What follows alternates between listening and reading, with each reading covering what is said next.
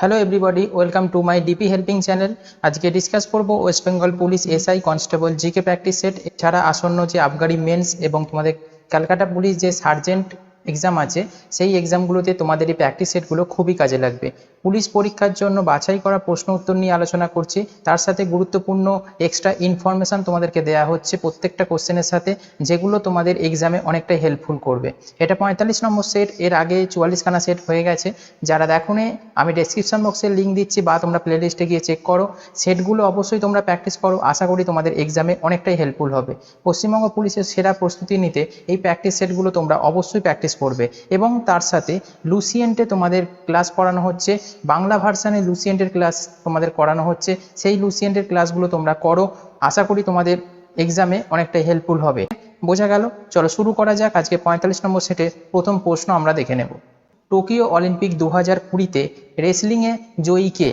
রেসলিংয়ে 65 KG বিভাগে জয়ী কে সেটা বলতে হবে।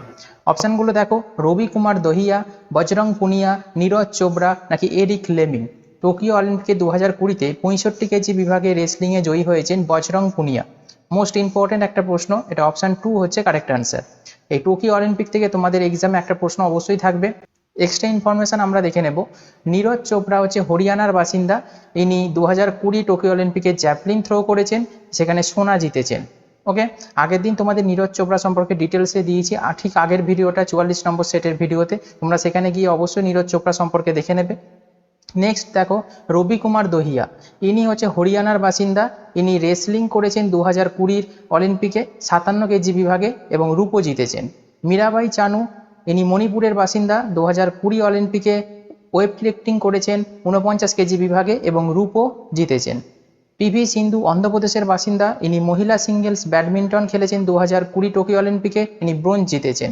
বজরং পুনিয়া হরিয়ানার বাসিন্দা।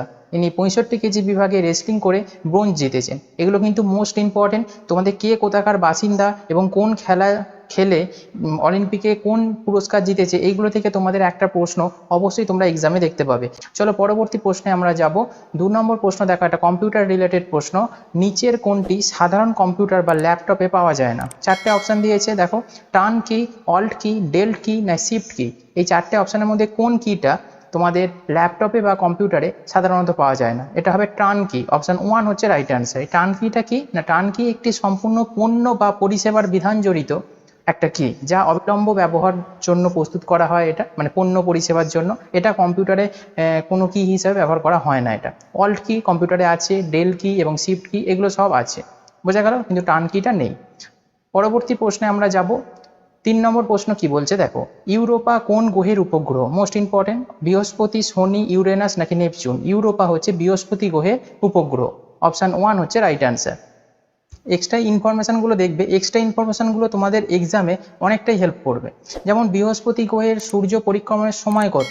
11.86 বছর। পরবর্তী দেখো, বৃহস্পতির উপগ্রহের সংখ্যা কত? 67টা।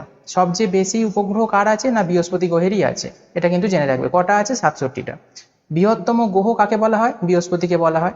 সৌরজগতের সবচেয়ে বড় উপগ্রহ কোনটি? গ্যানিমিড, বৃহস্পতির উপগ্রহ। এখান থেকেও কিন্তু প্রশ্নটা আসে। আর শনি গ্রহের সবচেয়ে বড় উপগ্রহ কোনটি? টাইটান, এখান থেকেও প্রশ্ন আসে। আর পৃথিবীর যমজ গ্রহ কাকে বলা হয়? শুক্র গ্রহকে বলা হয়। পরবর্তী প্রশ্ন দেখো, ভারতের দীর্ঘতম উপহ্রদের নাম কি? চিল্কা হ্রদ, পুলিকট হ্রদ, ভেম্বানাথ হ্রদ নাকি কোরেলু হ্রদ। তাহলে ভারতের দীর্ঘতম অর্থাৎ লংগেস্ট উপহ্রদের নাম হচ্ছে ভেম্বানাথ হ্রদ। অপশান 3 হচ্ছে রাইট অ্যান্সার। বোঝা গেল? এক্সট্রা ইনফরমেশন দেখো, কোন হ্রদ কোথায় অবস্থিত, এখান থেকে তোমাদের প্রশ্ন আছে, তাই তোমাদের এগুলো দিয়েছি। কোলেরু হ্রদ হচ্ছে অন্ধ্রপ্রদেশে অবস্থিত, পুলিকট হ্রদ হচ্ছে তামিলনাড়ুতে অবস্থিত, সম্বর হ্রদ রাজস্থানে অবস্থিত, উড়াল হ্রদ জম্মু কাশ্মীরে অবস্থিত, লোকটাক হ্রদ মণিপুরে অবস্থিত, চিল্কা হ্রদ ওড়িশাতে অবস্থিত, আর মিরিক হ্রদ এটা পশ্চিমবঙ্গে অবস্থিত, মোস্ট ইম্পর্টেন্ট। আর হুসেন সাগর হ্রদ হচ্ছে তেলেঙ্গানাতে অবস্থিত। এই কোথায় অবস্থিত, এইখান থেকে কিন্তু একটা প্রশ্ন দেখবে প্রিভিয়াস ইয়ারও এসেছে, তাই তোমাদের আসার সম্ভাবনাটা খুবই বেশি। ওকে, তাই এগুলো খুব ইম্পর্টেন্ট। পরবর্তী প্রশ্ন আমরা দেখব 5 নম্বর। কাশ্মীর উপত্যকার সাথে লে যুক্ত হয়েছে কোন পাসের মাধ্যমে? পাস বলতে গিরিপথের মাধ্যমে। ওকে, কাশ্মীর আর লের সাথে যুক্ত হয়েছে কোন পাসের মাধ্যমে? জজিলা পাস, খাইবার পাস, নাথুলা পাস নাকি রোটাং পাস? রাইট আনসার হবে জজিলা পাসের মাধ্যমে সংযুক্ত হয়েছে কাশ্মীর এবং লে। অপশন 1 হচ্ছে রাইট আনসার। এবার দেখে নেব কিছু এক্সট্রা ইনফরমেশন। রোটাং পাস হচ্ছে কুলু উপত্যকা ও স্মৃতি উপত্যকার মধ্যে সংযোগ স্থাপন করেছে, এখান থেকেও প্রশ্ন কিন্তু আসে। আর নাথুলা পাস হচ্ছে সিকিম ও চীনের মধ্যে সংযোগ স্থাপন করেছে। বানিহাল পাস হচ্ছে জম্মু ও শ্রীনগরের মধ্যে সংযোগ স্থাপন করেছে। এই পাসগুলো থেকে তোমাদের কিন্তু প্রিভিয়াসে প্রশ্ন এসেছে। পরবর্তী প্রশ্ন আমরা দেখব, কোন সংশোধনীর মাধ্যমে সংবিধান সংশোধনের ক্ষমতা সংসদের ওপর ন্যস্ত করা হয়েছে? অপশনগুলো দেখো, 24তম, 12তম, 17তম নাকি 18তম। তাহলে সংবিধান যে সংশোধন করা হবে এর ক্ষমতা কাদের আছে? না সংসদের আছে। সেটা কততম সংবিধান সংশোধনীর মাধ্যমে করা হয়েছিল? এটা 24তম সংবিধান সংশোধনীর মাধ্যমে করা হয়েছিল। অপশন 1 হচ্ছে কারেক্ট আনসার। এবার দেখো এক্সট্রা ইনফরমেশন হিসেবে 42তম সংবিধান সংশোধনীর মাধ্যমে কি করা হয়েছিল? মৌলিক কর্তব্যসমূহ লিপিবদ্ধ করা হয়েছিল, বোঝা গেল। আর 36তম সংবিধান সংশোধনীর মাধ্যমে সিকিমকে সহযোগী রাজ্য হিসাবে ভারতের অন্তর্ভুক্ত করা হয়েছিল। আর 44তম সংবিধান সংশোধনীর মাধ্যমে সম্পত্তির অধিকারকে মৌলিক অধিকার থেকে বাদ দেওয়া হয়েছিল। মোস্ট ইম্পর্টেন্ট এটা। আর একটা ইম্পর্টেন্ট হচ্ছে 61তম সংবিধান সংশোধনী। এটার দ্বারা ভোটাধিকার বয়স 21 থেকে কমিয়ে 18 বছর করা হয়েছিল। এই সংবিধান সংশোধনী থেকে তোমাদের প্রিভিয়াস ইয়ারে দেখবে রিপিট প্রশ্ন হয়েছে। ওকে, এবারও তোমাদের একটা এই কটার ভেতর থেকে কোশ্চেন একটা অবশ্যই থাকবে। পরবর্তী প্রশ্ন আমরা দেখব, ভারতের সংসদের দুটি কক্ষে যুগ্ম সভা আহ্বান করেন কে? রাষ্ট্রপতি, উপরাষ্ট্রপতি, লোকসভার অধ্যক্ষ নাকি প্রধানমন্ত্রী? ভারতের সংসদে দুটি কক্ষে যুগ্ম সভা আহ্বান করেন হচ্ছে রাষ্ট্রপতি। অপশন 1 হচ্ছে রাইট অ্যান্সার। সংবিধানের 52 নম্বর ধারায় ভারতের রাষ্ট্রপতির কথা উল্লেখ আছে, এটা অবশ্যই জানবে। রাষ্ট্রপতি হতে গেলে কমপক্ষে 35 বছর বয়স হতে হবে এবং ভারতীয় নাগরিক হতে হবে। ওকে, আর রাষ্ট্রপতির বেতন কত? না আয়কর মুক্ত মাসিক 1.5 লক্ষ টাকা।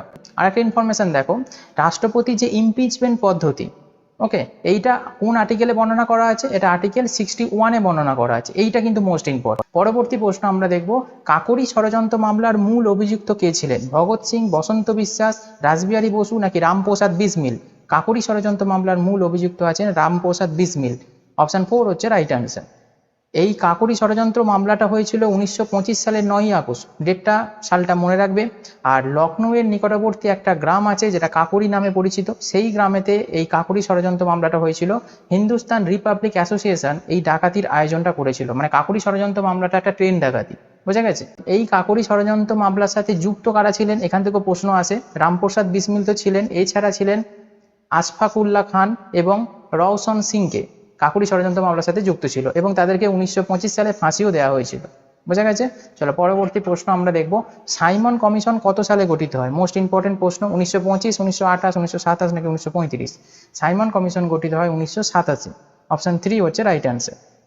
ব্রিটিশ সরকার 1919 সালের ভারত সরকার আইন তদন্তের জন্য এই কমিশন গঠন করেছিলেন। তাহলে এখান থেকেও প্রশ্ন আসতে পারে যে সাইমন কমিশন কেন গঠন করা হয়েছিল? এই কমিশনের উদ্দেশ্যটা কি ছিল? না এই আইনের কাজ সম্পর্কে অনুসন্ধান করা, ওকে, এবং প্রশাসন ব্যবস্থার আরও সংস্কারের পরামর্শ দেওয়া। তাই কমিশনের নামকরণ করা হয় স্যার জন সাইমনের নেতৃত্বে। যেহেতু জন সাইমনের নেতৃত্বেই সাইমন কমিশন গঠন হয়েছিল, তাই তেনার নাম অনুসারেই সাইমন কমিশন নামকরণ করা হয়েছে। তাহলে উদ্দেশ্যটা কি ছিল, কেন গঠন করা হয়েছিল, সমস্তটা বোঝা গেল। পরবর্তী প্রশ্ন আমরা দেখব, শীতকালে উলের জামা শরীর গরম রাখে, এর কারণটা কি? অপশানগুলো দেখো, তাপ সরবরাহ করে বলে নাকি তাপ বিকিরণ করে না বলে? অপশান 3 বলছে বাইরের বায়ুকে শরীরের সংস্পর্শে আসতে দেয় না বলে। অপশান 4 বলছে শরীর থেকে তাপকে বাইরে যেতে দেয় না বলে। তাহলে শীতকালে উলের জামা পরলে শরীর গরম থাকে, এর কারণটা হচ্ছে শরীর থেকে তাপকে বাইরে যেতে দেয় না বলে। ওকে, অপশান 4 হচ্ছে রাইট অ্যান্সার। পরবর্তী প্রশ্ন দেখা 11 নম্বর, উজ্জয়িনী কোন নদীর তীরে অবস্থিত? নর্মদা, তাপ্তি, চম্বল নাকি শিপ্রা? তাহলে উজ্জয়িনী হচ্ছে শিপ্রা নদীর তীরে অবস্থিত। অপশন 4 হচ্ছে রাইট অ্যান্সার। এবার দেখে নাও কিছু নদী তীরবর্তী শহরগুলো যেগুলো exam oriented most important. Jamshedpur Subarnarekha নদীর তীরে গড়ে উঠেছে, ডিব্রুগড় ব্রহ্মপুত্র নদীর তীরে গড়ে উঠেছে, অযোধ্যা সরজু নদীর তীরে গড়ে উঠেছে, মানালি বিপাশা নদীর তীরে গড়ে উঠেছে, লুধিয়ানা শতদ্রু নদীর তীরে গড়ে উঠেছে, গান্ধীনগর সবরমতী নদীর তীরে গড়ে উঠেছে, হায়দ্রাবাদ মুসি নদীর তীরে গড়ে উঠেছে, নাসিক হচ্ছে গোদাবরী নদীর তীরে অবস্থিত। এইগুলো এক্সাম ওরিয়েন্টেড মোস্ট ইম্পর্টেন্ট। এছাড়াও তোমাদের ডিটেলসে আমি এই ক্লাস করিয়েছি নদী তীরবর্তী শহরগুলো, স্ট্যাটিক জিকের প্লেলিস্টে তোমাদের রয়েছে, তোমরা পারলে ওখানে গিয়ে অবশ্যই চেক করো। আশা করি তোমাদের এক্সামে কাজে লাগবে। পরবর্তী প্রশ্ন আমরা দেখব, সুভাষচন্দ্র বসু 1939 খ্রিস্টাব্দে কাকে পরাজিত করে ভারতীয় জাতীয় কংগ্রেসের সভাপতি হয়েছিলেন? মোস্ট ইম্পর্টেন্ট প্রশ্ন এটা। অপশানগুলো দেখো, চক্রবর্তী রাজাগোপালচারী, মৌলানা আবুল কালাম আজাদ, জওহরলাল নেহরু নাকি পট্টবী সীতারামাইয়া? তাহলে রাইট আনসার কি হবে? রাইট আনসার হবে পট্টবী সীতারামাইয়া। এনাকে পরাজিত করে সুভাষচন্দ্র বসু 1939 খ্রিস্টাব্দে জাতীয় কংগ্রেসের সভাপতি হয়েছিলেন। সুভাষচন্দ্র বসু জাতীয় কংগ্রেসে কতবার সভাপতি হয়েছেন? দুবার সভাপতি হয়েছেন। একবার হয়েছেন 1938-এ হরিপুরা অধিবেশনে এবং আরেকবার হয়েছেন 1939 সালে, ঠিক তার পরের বছরই ত্রিপুরী অধিবেশনে। বোঝা গেল? পট্টবী সীতারামাইয়াকে পরাজিত করেছিল ত্রিপুরী অধিবেশনে। বোঝা গেল? পরবর্তী প্রশ্ন আমরা দেখব, মৌর্য বংশের শেষ রাজা কে ছিলেন? এই শেষ রাজা থেকে তোমাদের প্রশ্ন একটা আসবে, অশোক, দশরথ, পুষ্যমিত্র নাকি বৃহদ্রথ? তাহলে মৌর্য বংশের শেষ রাজা হচ্ছে বৃহদ্রথ। অপশন 4 হচ্ছে রাইট অ্যান্সার। এবার দেখে নাও মৌর্য বংশের প্রতিষ্ঠাতা কে? মৌর্য বংশের প্রতিষ্ঠাতা হচ্ছে চন্দ্রগুপ্ত মৌর্য। মৌর্য বংশের শ্রেষ্ঠ রাজাকে? মৌর্য বংশের শ্রেষ্ঠ রাজা হচ্ছে অশোক। হর্যঙ্ক বংশের শ্রেষ্ঠ রাজাকে? অজাতশত্রু। পাল বংশের শেষ রাজাকে? গোবিন্দ পাল। কুষাণ বংশের শেষ রাজাকে? বাসুদেব। গুপ্ত বংশের শেষ রাজাকে? বিষ্ণুগুপ্ত। ওকে, পরবর্তী প্রশ্ন আমরা দেখব, ভিনসেন্ট স্মিথ কোন ভারতীয় রাজাকে মানব জাতির প্রথম গুরু বলেছেন? অপশনগুলো দেখো, আকবর, অশোক, সমুদ্রগুপ্ত নাকি কনিষ্ক? তাহলে এটা রাইট অ্যান্সার কি হবে? স্মিথ কাকে মানব জাতির প্রথম গুরু বলেছেন? অশোককে। অপশন 2 হচ্ছে রাইট অ্যান্সার। চলো এক্সট্রা ইনফরমেশন আমরা দেখে নিই অশোক সম্পর্কে। অশোক হচ্ছে তৃতীয় মৌর্য সম্রাট ছিলেন, যিনি পিতা বিন্দুসারের পর সিংহাসন লাভ করেছিলেন। তাকে একজন সর্বভারতীয় সম্রাট বলা হয়। ওকে, অশোক কলিঙ্গ জয় করেছিলেন 261 খ্রিস্টপূর্বাব্দে। মোস্ট ইম্পর্টেন্ট এই কলিঙ্গ জয়টা। আর আরেকটা ইনফরমেশন জানবে, ভারতী হত্যার কারণে অশোক চণ্ডাশোক নামে অভিহিত হন। ওকে, পরবর্তী প্রশ্ন আমরা দেখব, তালিকটের যুদ্ধ কোন বছর হয়েছিল?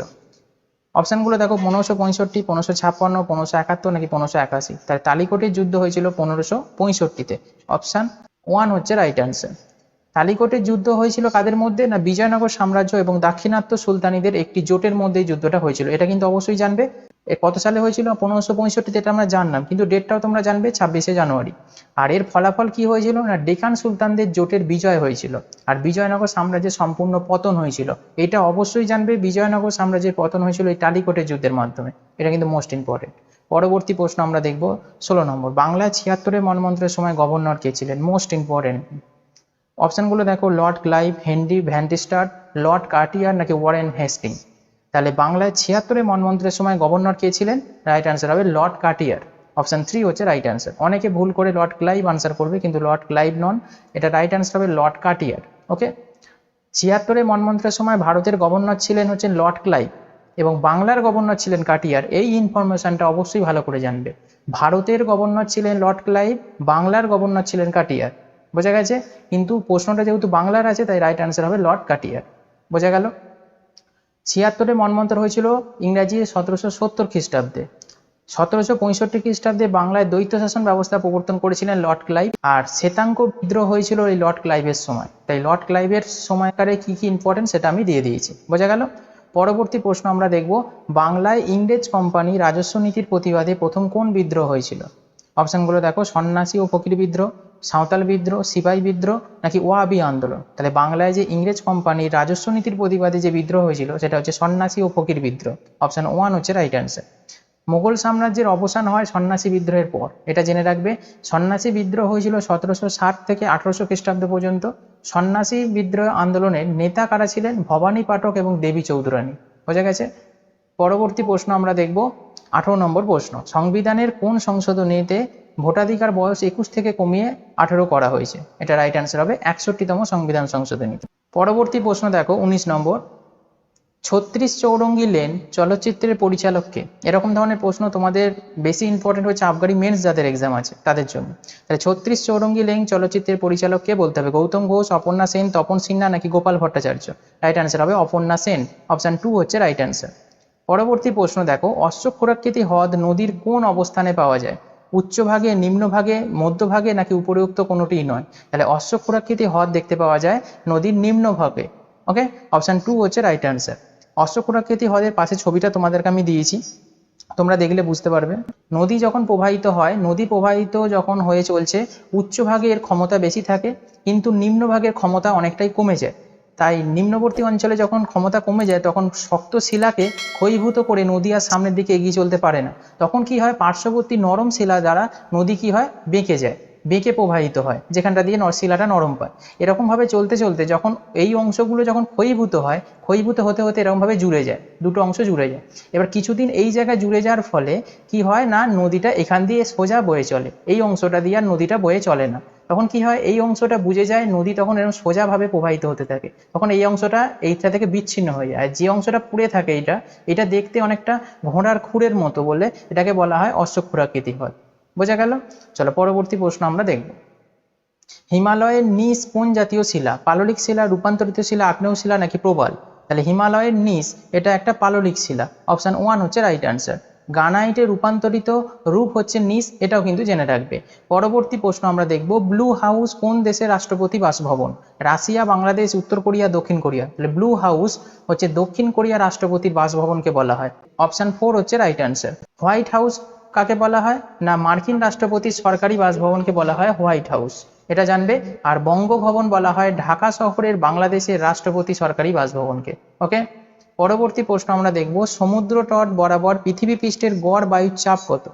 অপশনগুলো দেখো, 1013.25 মিলিবার, অপশন 2 হচ্ছে 1080 মিলিবার, অপশন 3 হচ্ছে 1025 মিলিবার, অপশন 4 হচ্ছে 2000.13 মিলিবার। তাহলে সমুদ্র তট বরাবর পৃথিবী পৃষ্ঠে গড় বায়ু চাপ হচ্ছে 1013.25 মিলিবার।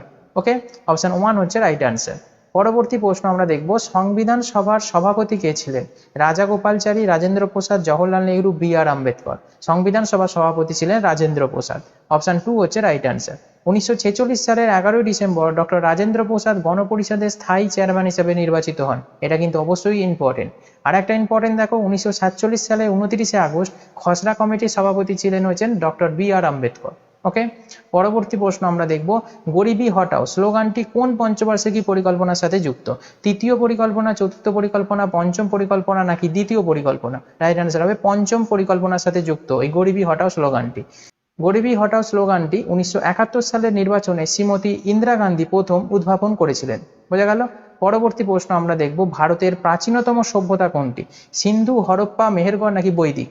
তাহলে ভারতের প্রাচীনতম সভ্যতা হচ্ছে মেহেরগড় সভ্যতা, অপশন 3 হচ্ছে রাইট অ্যান্সার।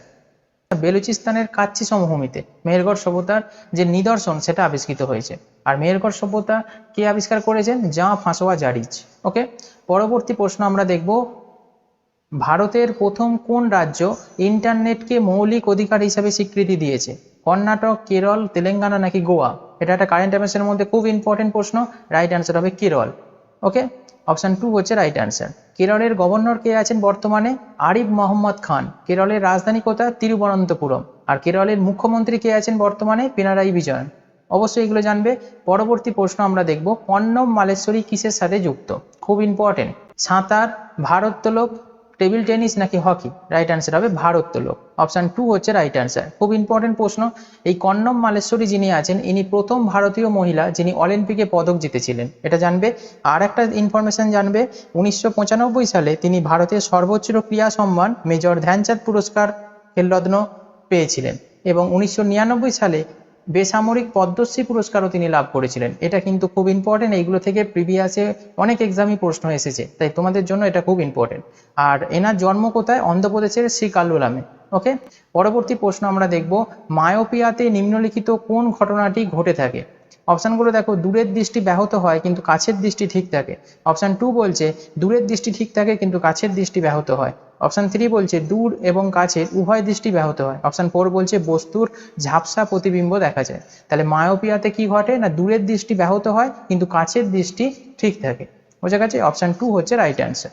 পরবর্তী প্রশ্ন আমরা দেখব 30 নম্বর, মিউটেশন তত্ত্বের প্রবক্তা কে? মিউটেশন বলতে পরিব্যাপ্তি। অপশানগুলো দেখো, Lamarck, Weismann, Hugo de Vries. Option 4 হচ্ছে চার্লস ডারউইন। তাহলে রাইট অ্যান্সার হবে হুগো ডি ভ্রিন্স, ইনি হচ্ছেন পরিব্যাপ্তি বা মিউটেশন তত্ত্বের প্রবক্তা। পরবর্তী প্রশ্ন দেখো, জারোয়া নামক উপজাতি দেখতে পাওয়া যায় কোথায়? লাক্ষাদ্বীপে, মিজোরামে, আন্দামানে নাকি মধ্যপ্রদেশে? জারোয়া নামক উপজাতি দেখতে পাওয়া যায় আন্দামানে। ওকে, অপশান 3 হচ্ছে রাইট অ্যান্সার। এবার দেখে নাও এক্সট্রা ইনফরমেশন হিসেবে, চেঞ্চুস উপজাতি দেখতে পাওয়া যায় কোথায়? এই চেঞ্চুস উপজাতিগুলো দেখতে পাওয়া যায়, আচ্ছা এটা উপপ্রজাতি হয়ে গেছে, এটা উপজাতি হবে, এটা প্রিন্টিং মিস্টেক হয়েছে। আচ্ছা, উপজাতি দেখতে পাওয়া যায় চেঞ্চুস হচ্ছে অন্ধ্রপ্রদেশে, কর্ণাটকে আর হচ্ছে উড়িষ্যাতে, এই 3 জায়গাতেই দেখতে পাওয়া যায়। আর মুন্ডা উপজাতি দেখতে পাওয়া যায় ঝাড়খণ্ড, বিহার, উড়িষ্যা এবং পশ্চিমবঙ্গে। আর গারো উপজাতি দেখা যায় মেঘালয়ে, মোস্ট ইম্পর্টেন্ট। আর লেপচা উপজাতি দেখা যায় সিকিমে, এটাও কিন্তু ইম্পর্টেন্ট। ওকে, পরবর্তী প্রশ্ন দেখো, অলিম্পিক গেমসের নীতিবাক্য কি? Most important. অপশনগুলো দেখো, দ্রুততর, উচ্চতর এবং অধিকতর শক্তিশালী। অপশন 2 হচ্ছে খেলা এবং খেলা। অপশন 3 হচ্ছে চিরকালের জন্য উচ্চতর। অপশন 4 হচ্ছে চির চলনরত বা চির। তাহলে অলিম্পিক গেমসের নীতিবাক্য হচ্ছে দ্রুততর, উচ্চতর এবং অধিকতর শক্তিশালী। অপশন 1 হচ্ছে রাইট অ্যান্সার। পরবর্তী প্রশ্ন দেখো, 34 নম্বর, 2020 সালে রাজীব গান্ধী খেলরত্ন পুরস্কারে সম্মানিত হয়েছেন ভারতীয় কোন cricketer? Most important, Rajiv Gandhi Khelratna পুরস্কার থেকে এটা রাইট অ্যান্সার হবে লোহিত শর্মা। ইনি হচ্ছেন রাজীব গান্ধী খেলরত্ন পুরস্কারে অভিহিত হয়েছেন 2020-তে।